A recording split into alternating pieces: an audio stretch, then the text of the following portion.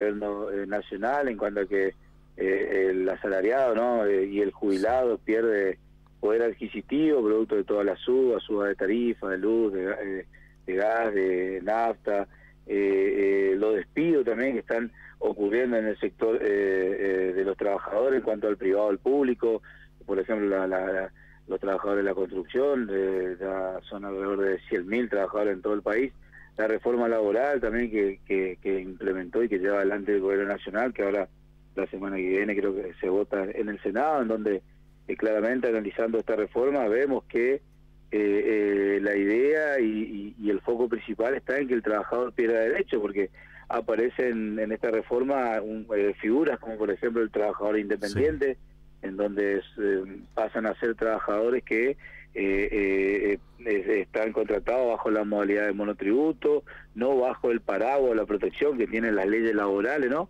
Y así diferentes de medidas o cuestiones que desde el gobierno nacional se vienen implementando y que del sector de los trabajadores queremos que el gobierno escuche la mala situación que está atravesando en este momento el trabajador, el jubilado y la sociedad en general. Lo que sí es para aclarar que sí, es un paro nacional sin movilización.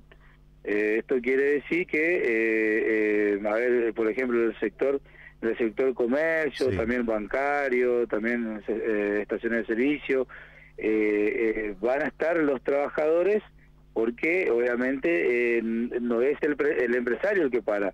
A ver, el dueño de un comercio no adhiere al claro, paro, son los trabajadores, entonces van a haber quizás comercio abierto. Lo que nosotros estamos tratando de salir a explicar un poco es que como va a haber también paro de transporte y por ejemplo el empleado de comercio en el 90% de los trabajadores más o menos se trasladan a través del transporte público. Acá la idea es explicarle a ese empleador que si el trabajador no tiene la manera o la forma de trasladarse, que no le descuenten el día, porque hoy también tener que trasladarse y pagar un taxi, un remis, un Uber, es costoso para el trabajador.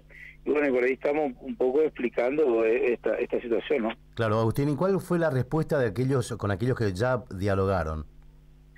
No, que, a ver, en cuanto al trabajador, por ejemplo, están de acuerdo porque están pasando por un momento complejo en el sector del comercio. También están habiendo pymes que no la están pasando bien, hay pymes que ya han cerrado sus puertas y hay trabajadores que han perdido su fuente laboral, y esto está viendo el empleado de comercio y entiende la realidad, ¿no? Que es la que todos estamos atravesando. Pero bueno, la discusión un poco más está en lo que le decía anteriormente, sí, estamos tratando de hacerle ver y entender al sector empresarial esta cuestión de que el empleado de comercio no cuenta, en muchos casos no cuenta con un medio de movilidad y que no le descuente el día. Y bueno, y ahí estamos un poco en la pelea. Hay empresarios que que quieren descontarle el día. Nosotros le estamos diciendo al trabajador que nos avise, nos comunique este hecho, y nosotros nos vamos a acercar y le vamos a explicarle que no es culpa de ese trabajador, no es culpa de justamente la situación y el contexto del paro nacional. Claro. Agustín, volviendo al tema, vos hablabas hace un ratito de la reforma laboral. Claramente es desfavorable a la situación laboral del trabajador. Queda muy expuesto el sector laboral, ¿no? Con las reformas que intenta esta ley bases.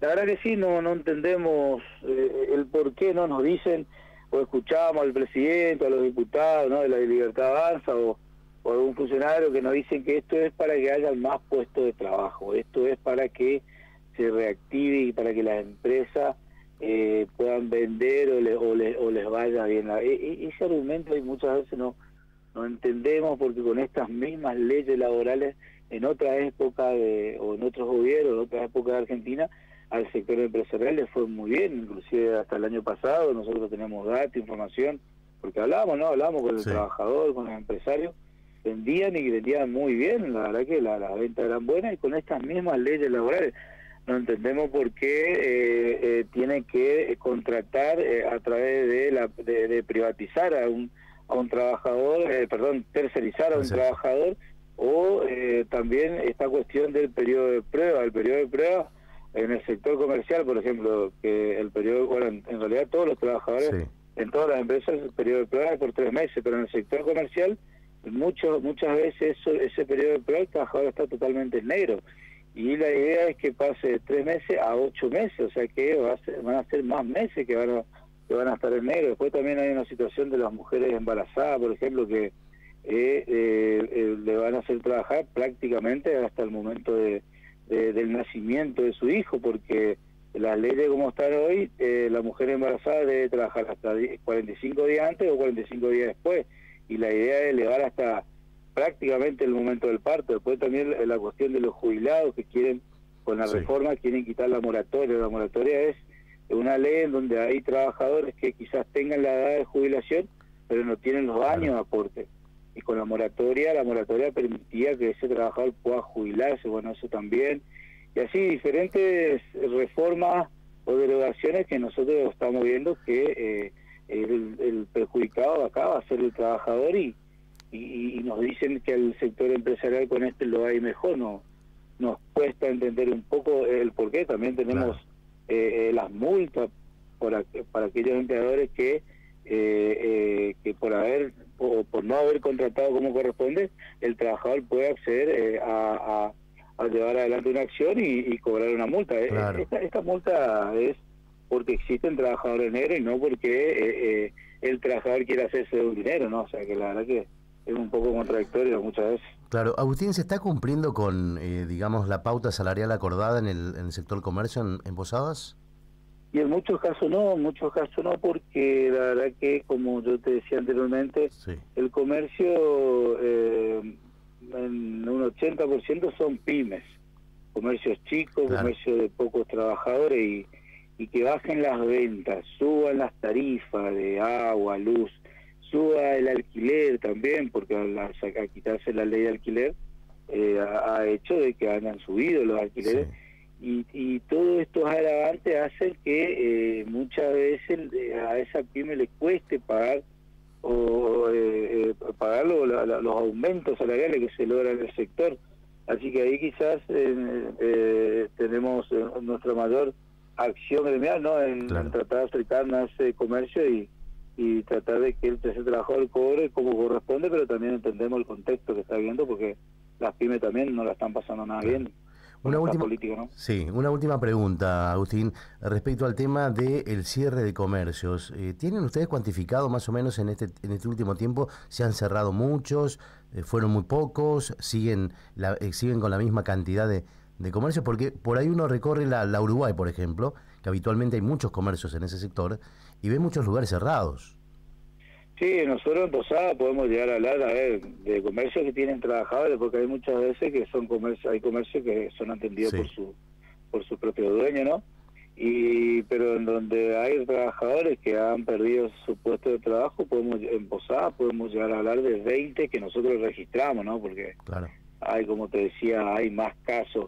Pero, por ejemplo, despido de trabajadores, sí, yo te puedo llegar a hablar de diciembre para acá, alrededor de 100 trabajadores han perdido su fuente laboral, y después están los casos de trabajadores negros, que eso seguramente es mucho más, ¿no? Perfecto. Agustín, muchísimas gracias por la deferencia de atendernos como siempre. No, muchas gracias a ustedes por la comunicación. Perdón. Ahí estaba Agustín Gómez, secretario adjunto del Centro de Empleados de Comercio de la ciudad de Posadas, hablando de la medida de fuerza del paro nacional mañana a nivel país y a nivel cómo va a repercutir aquí en la